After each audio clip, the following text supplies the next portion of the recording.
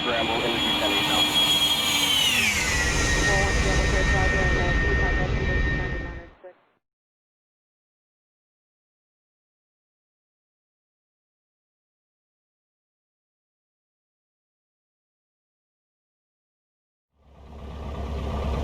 Hello and welcome to today's flight. Today is June 22nd, 2020.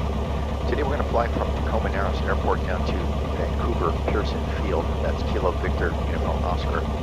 And the purpose of today's flight is to compare imagery taken from real-world Piper Cherokee yesterday, June 21st, with imagery from TrueEarth Washington that we're going to take on this flight. And I'm going to stitch the two together so you can compare the scenery on the ground. I've replicated as closely as possible the weather here on today's simulator flight with what it was yesterday. The cloud ceilings were right around 3,000 feet. So that's what we have going on here. We're going to take off the same runway, runway 17, and I'm going to replicate the entire flight on ForeFlight. Let's go ahead and bring that up. So here's what we got going on. This is us on the ground here at Tacoma Narrows, and we are going to follow this route right here. As you can see, we're going to be going around the Class Delta airspace from McCord Air Force Base and then skirt around the Gray Army Field, Class Delta. We're going to stay out of the restricted area right here. And then right about here, we're going to dogleg over to just outside of Centralia Airport. That's what we did yesterday. Had to skirt around some weather. There was some precipitation going on in this area. And then we're going to more or less make a straight shot down to Kelso right here. We overflew midfield at, I think it was 2,500. That's where we're going to be flying here today. And then we followed the Columbia River down and then finally into Pearson Field. And then we landed runway 26. That's what we're going to be doing.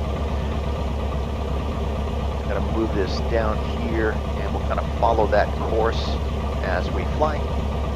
We're not going to be flying autopilot today, so I'll fly by hand just like we did yesterday in the real-world airplane. Okay, so let's make that go away for now. And we're going to go ahead and taxi over to runway 17.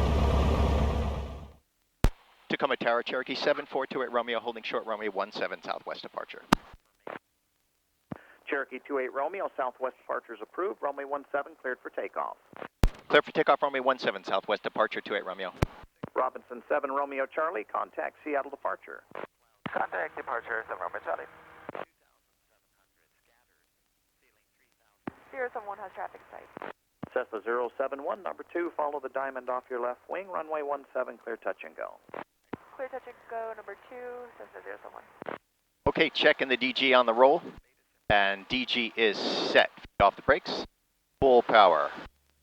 All engine instruments are in the green, and we have power available for takeoff. Airspeed indicator is alive. And looking for VR. 75. Cessna 444. And VX. Tacoma ground cleared to the right and VY climb. Via the Narrows 85. 1 departure. Then as filed, maintain 2000. Departure frequency 120.1. Squawk 4626. Okay, and we're off the ground. So there you can see off to the left is Gray Army Field, the runway, and you can see Gray Army Field there also to the left on the 4K GoPro camera mounted under the left wing. And throughout the video, you're going to see the GoPro video stitched in with the simulator video in the same location, so you can get to compare the terrain in the simulator with the GoPro camera on the real-world airplane. And also in the lower right side on the sim, you're going to see ForeFlight displayed, which is going to show our location in relation to the aeronautical sectional. So here we are just off the ground at Tacoma Narrows, coming up to what's known as Nisqually Flats, which is ahead there just a little bit to the right.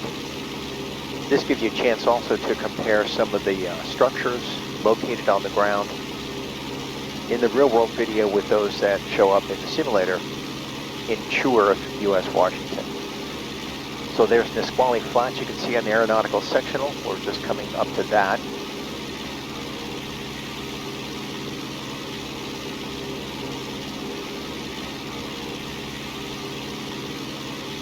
There's a golf course there in the lower left side. which also appears in the simulator. So here we're jumping ahead a little bit, coming up to the town of Nisqually.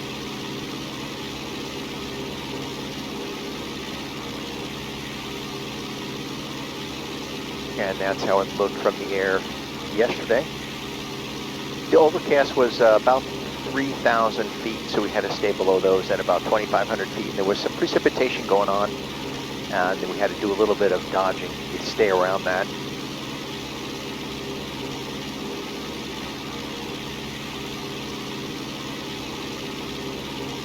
I set the weather in the simulator somewhat close to what it was in real world, a little bit more favorable in the simulator. Here we are coming up to the town of Tenino, which is just off to our right side.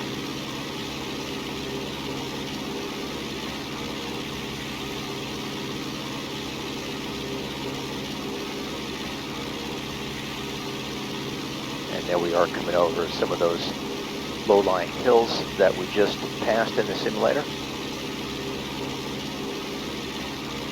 It was a little turbulent as well yesterday, so you're going to see a little bit of bounce going on that you won't see in the simulator. There we are coming up on a water feature and what's shown on the sectional as smokestacks.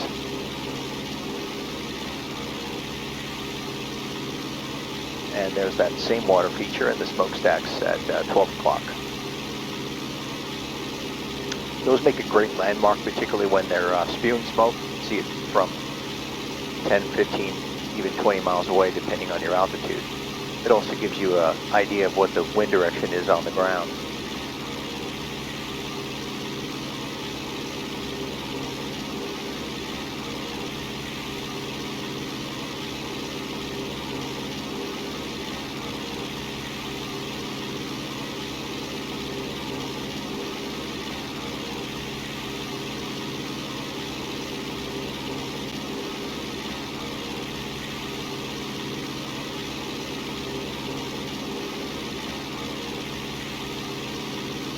Here we are coming up on I-5, and the weather was off to the left. You can see some precip on the camera lens.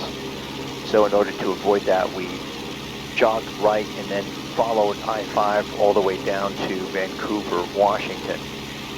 I do that whenever the weather is, when the cloud ceilings are low and or there's precip in the area. I tend to stay over I-5 for several reasons. Number one, it runs into several airports that give you options to land. The other is that you can descend without too much concern because I-5, the elevation of I-5 runs relatively low through passes and that sort of thing. So it allows me to stay low. It also gives me a ground reference. And lastly, if in an emergency I had to land on I-5, it certainly is an option. There you see the same parking lot that was depicted in the simulator.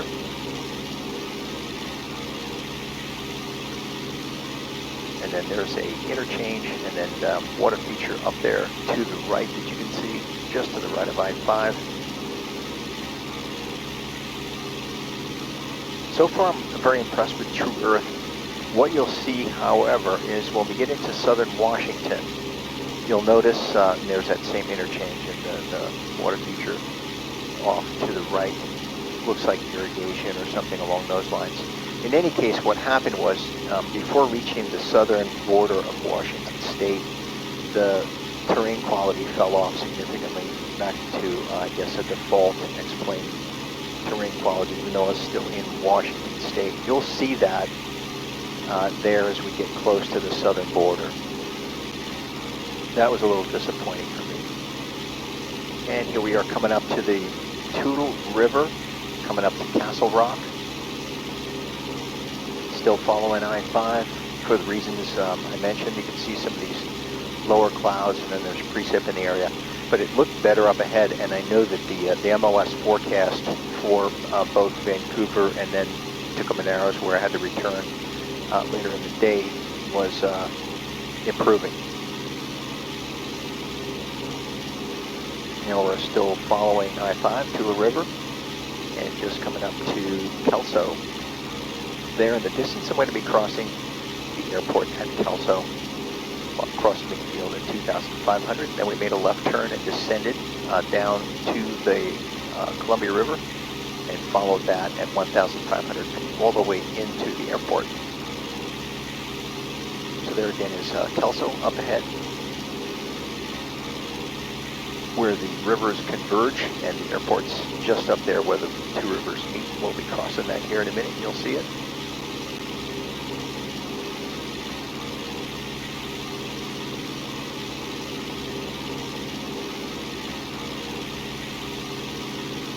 So you can see again our location on ForeFlight. We're just coming up to the airport. You can see the extended center lines. Runways 1, 2 there in the lower right. You can see the extended center line in ForeFlight. And runway 30. And here's the airport coming up real world. And you'll see it clearly as we cross over it. Again, the bounces is the turbulence that we were experiencing yesterday.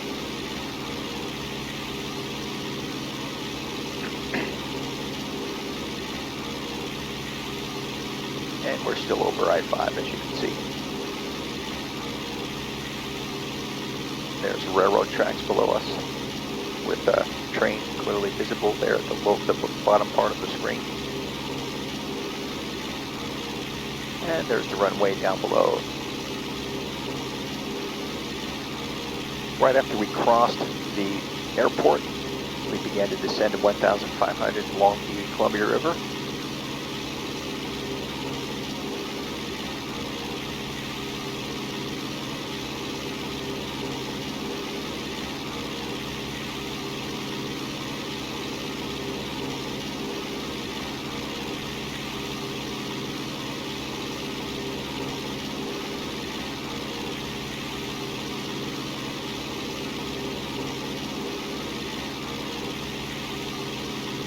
We are back in the sim, coming up to the airport.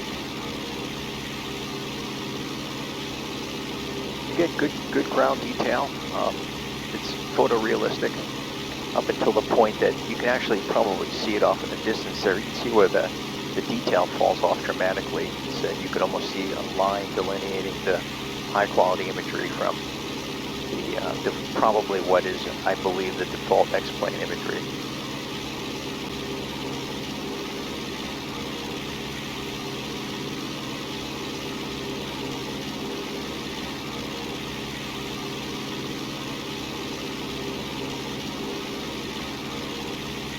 And there's the airport just below us, crossing infield.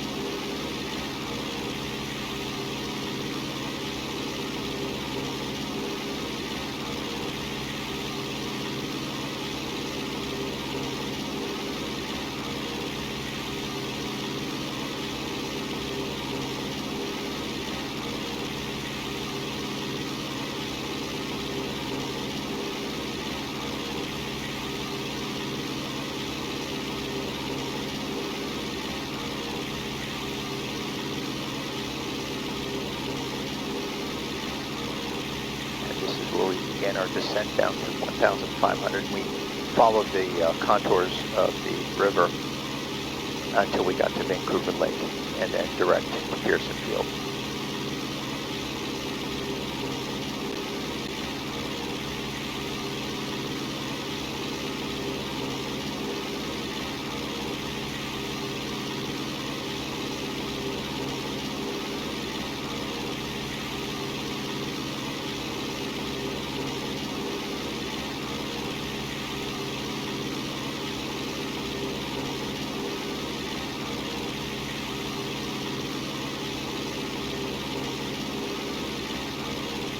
Lots of barges were out that flight yesterday.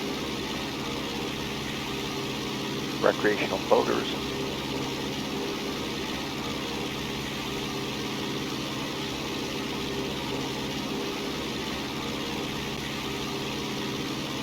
And here we are back in the sim, and we begin our descent here shortly, again down to 1,500. To the extent possible, I matched everything that I did in the real-world flight in the simulator in terms of altitude, weather, those sorts of things, visibility. You see the visibility a little bit better in the sim. Of clouds are less dense.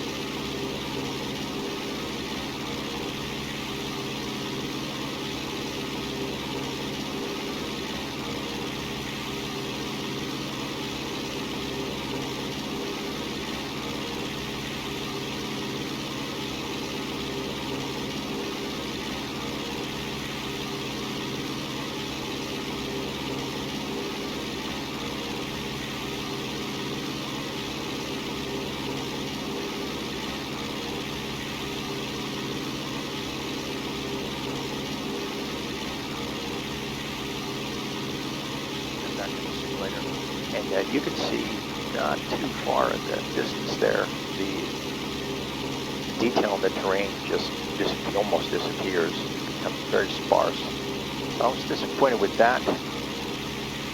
There to the right of the Columbia River is state of Oregon.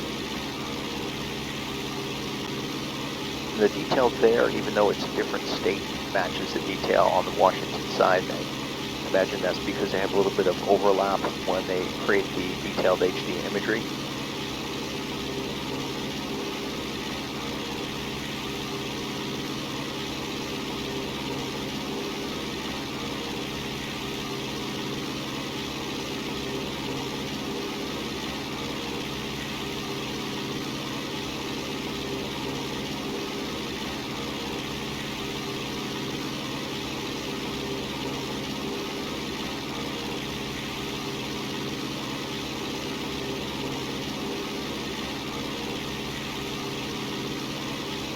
And pretty soon here we're going to jump almost all the way ahead to when we made our approach into Pearson Field. I did want to point out, I made it a point to fly over these buildings and allow you to compare the detail of those with the simulator.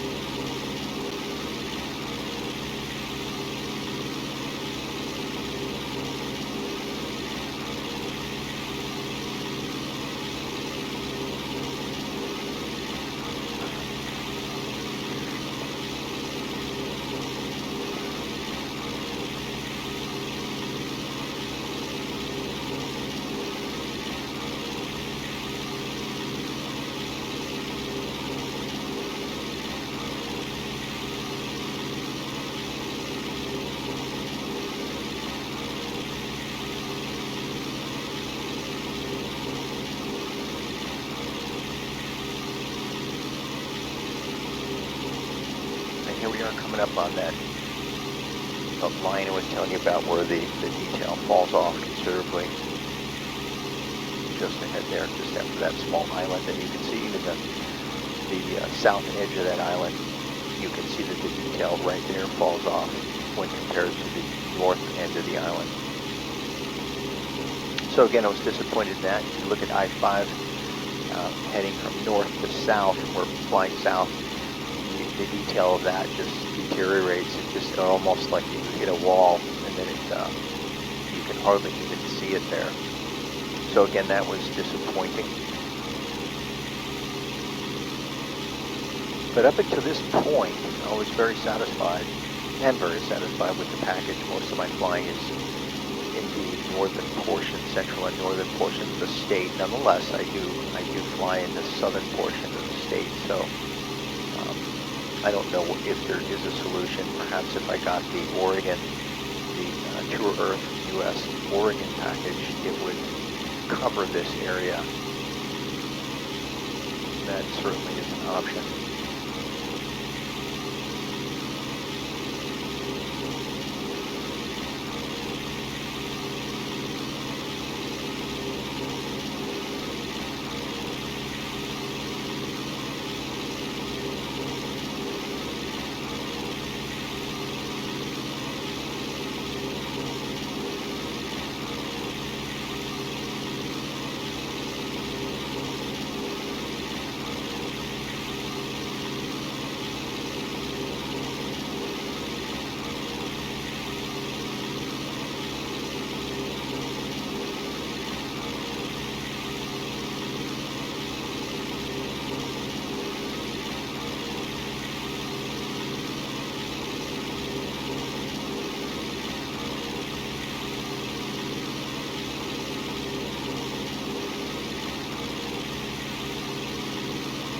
And there's the line. And after this, we're going to do one more GoPro segment, and then we're going to jump in the cockpit, and because we're doing our approach from landing, and obviously wasn't able to fly the airplane outside the cockpit. So up until this point, I was flying the airplane just looking over at ForeFlight, maintaining my heading and altitude based on the ForeFlight display. But right after this, I had to jump back in the cockpit and make my landing.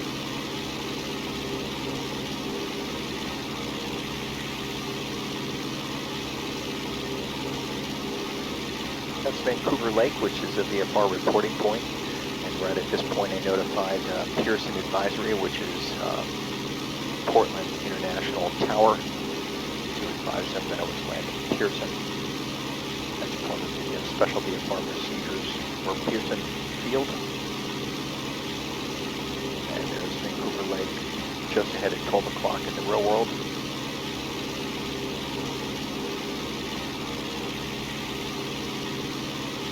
Real close to the airport here, just about 7 miles out. And here we are coming over the island, Vancouver Island in Vancouver Lake. And that's the Columbia River. You can barely see it off in the distance there. And that's Oregon on the other side.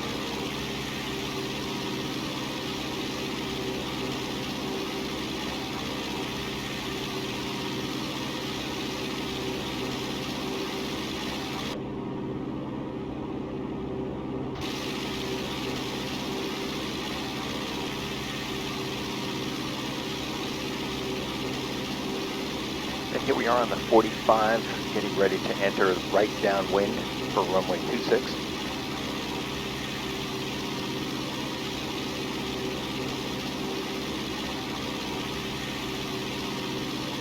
And you are in the same position, the real world airplane, over the city of Vancouver. I-5 bridge is off to the right there. You can't see it right now. And here we are entering the right downwind.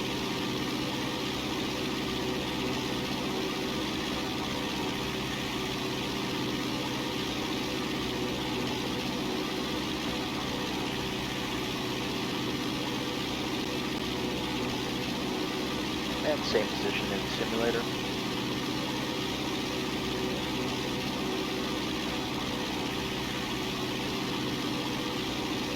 It looked to me as if the detail improved in this part of Vancouver. So maybe there's a patch of area in the state where the HD imagery didn't cover. I'm not sure, but right here it looks good. The ground detail looks good to me here. Kind of matches what we were seeing earlier in the flight. And we're on the downwind leg here for runway 26. And there's the airport.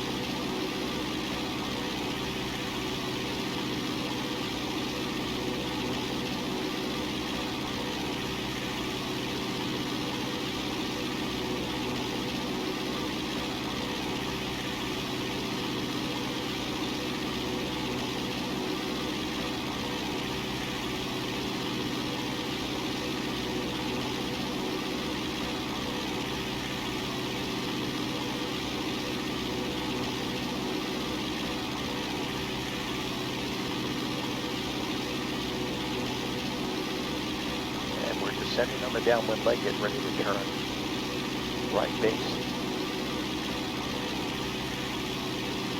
That's the town of Camas just ahead of us. And you can see Mount Hood off in the distance there at about 1 o'clock.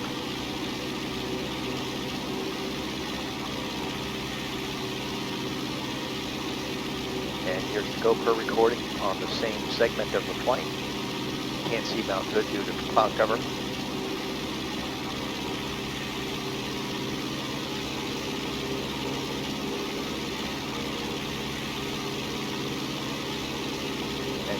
Columbia River off to the right there.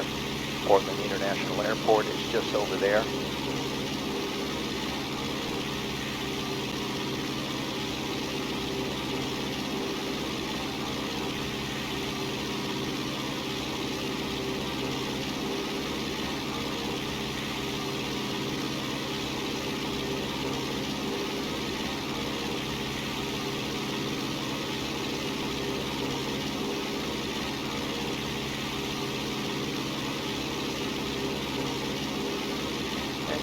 Turning right base.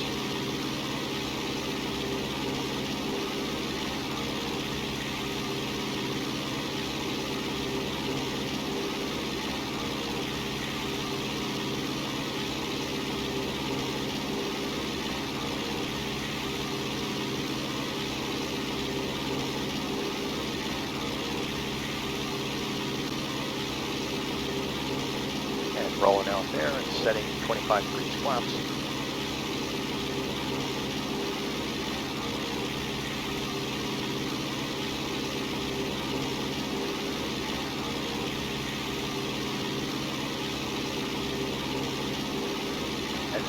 Same segment in real world flight.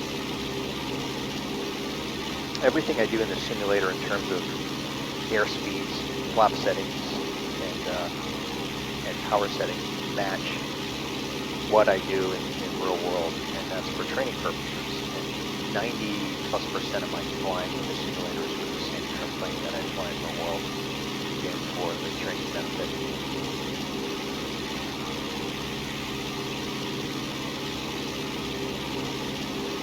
Flying over Camas.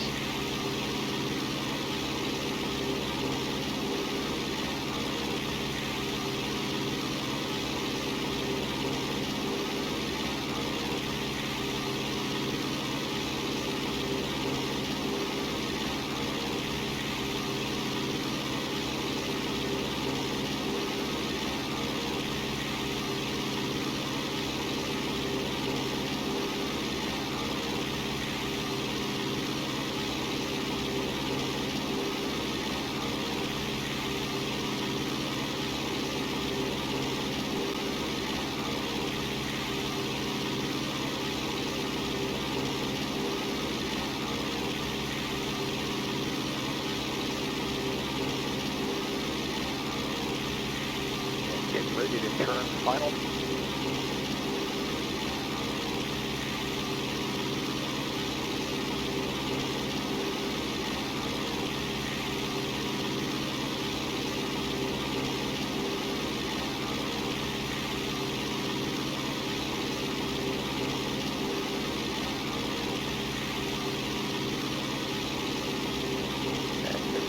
Segment in railroad, ready to turn final gear.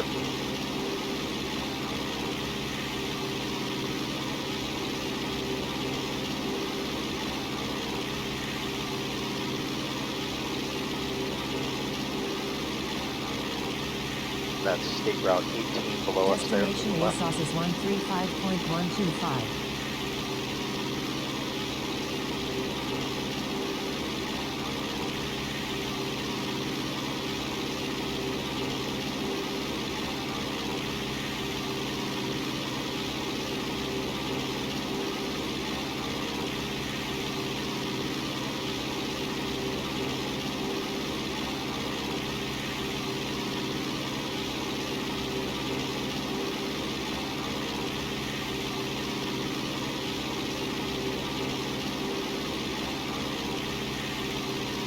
There is an Orbx scenery pack available for this airport, Pearson Field. We just haven't downloaded that yet. And this is the final approach, short final with GoPro.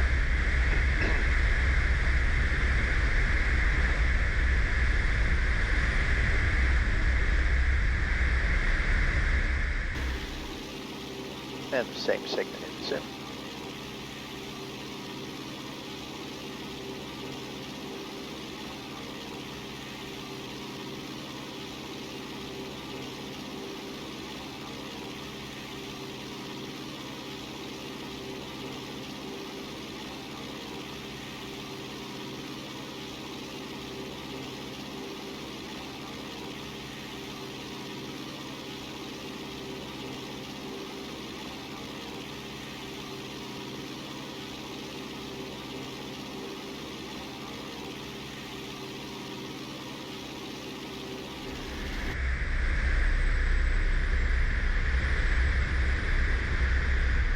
There's our touchdown runway 26 in the real world.